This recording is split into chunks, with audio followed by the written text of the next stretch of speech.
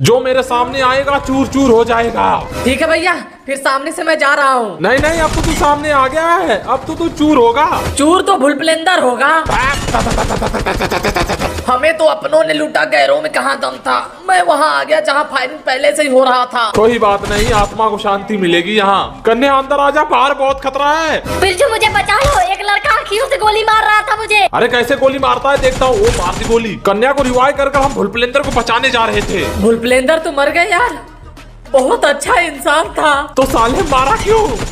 क्योंकि उसकी मौत आ गई थी। बड़ा जाहिल इंसान है तू। मगर अब ये कौन आ रहा है?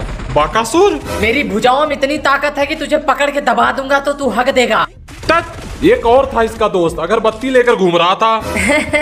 वो मिट्टी का तेल लेकर आए थे, तुम्हें जिंदा जलाने की सोच रहे थे। ये ले।